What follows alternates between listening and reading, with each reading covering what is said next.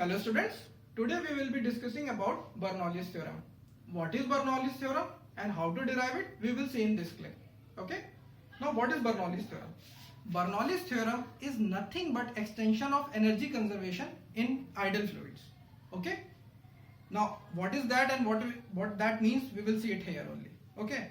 Before that we need to know two things before we could even derive Bernoulli's theorem. What these two things are, please see here. Work energy theorem. What is work energy theorem? Work done by all the forces within a system should equals to change in kinetic energy of the system. Okay. And equation of continuity which says A1 V1 is equals to A2 V2. What does that means we will see over here. Okay. Let's start with the diagram. Okay. This is a pipe having varying cross section area. Here the cross section area is A1, here the cross section area is A2, here the pressure P1 is and here the pressure P2 is available. Okay. Velocity of water entering here is V1. What water, fluid, whatever you want to call it. I mean, we are just considering as ideal fluid. That's it.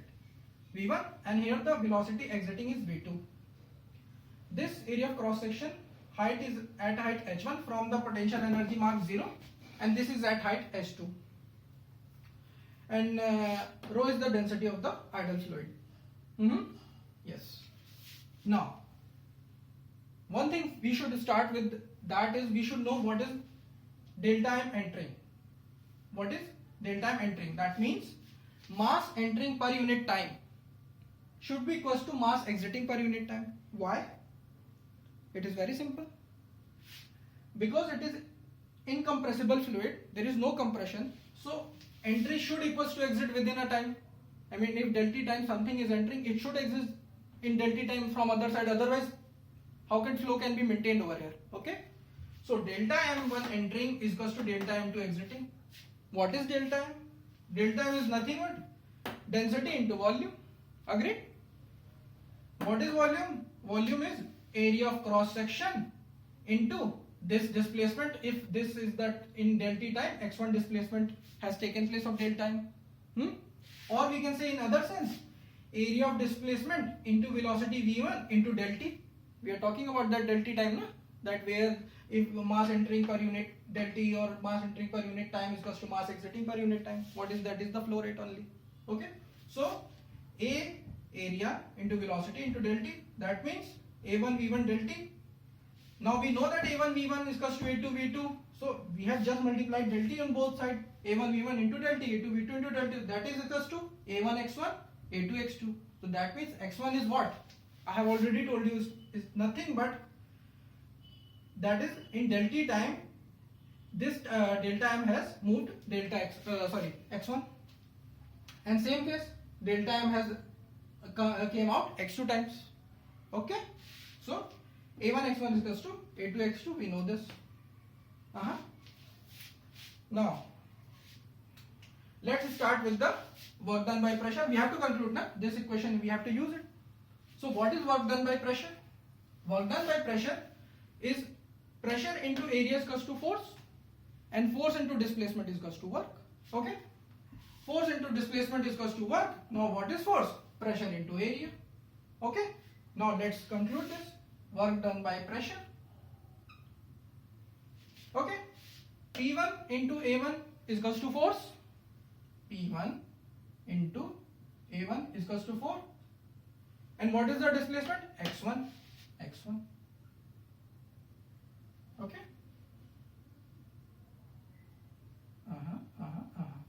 Now, here what is the work done? P2 into A2.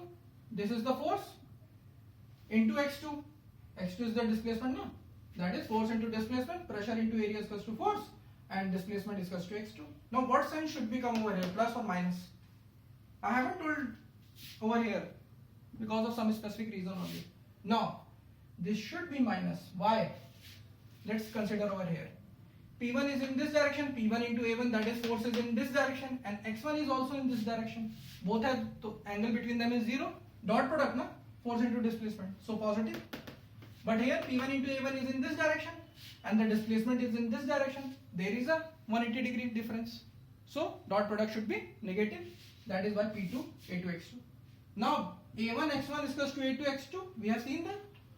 and A1 x1 is equals to A2 x2 is equals to delta volume.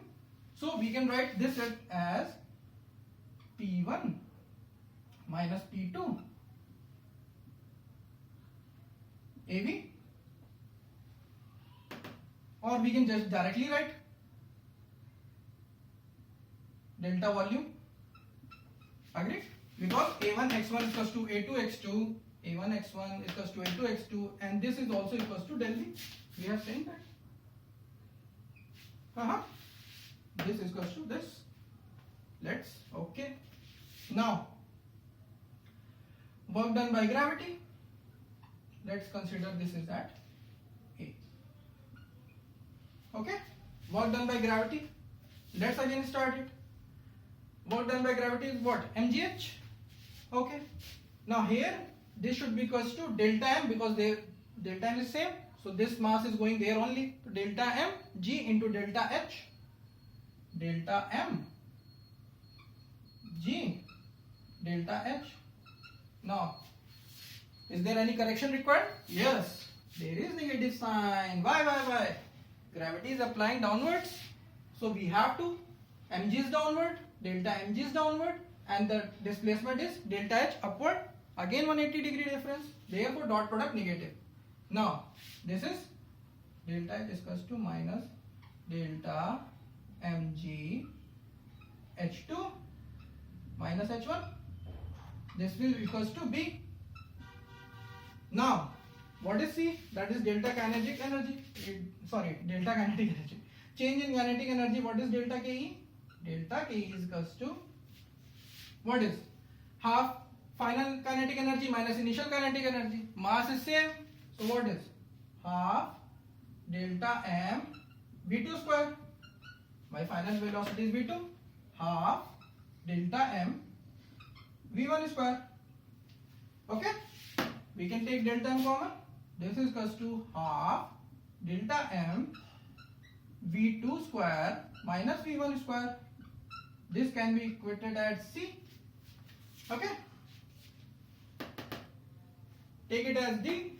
So putting the value of A, B, C in D, what we get? Now we are putting the values of these values in work energy theorem only. Okay. So P1 minus P2 del V. I am writing del volume because so that we can't confuse it with del V velocity component. Okay, that's why I am writing it volume VOL. Okay, this plus, what is plus? Minus delta mg h2 minus h1 should be equals to half delta m v2 square minus v1 square. Agree? Now can you see what we can do? We can divide by delta m, or we can put the value of delta m. What is delta m? Rho del V. Put the value of rho del V. Del volume. That means P1 minus P2 del volume minus delta, rho del volume H2 minus H1 half rho del volume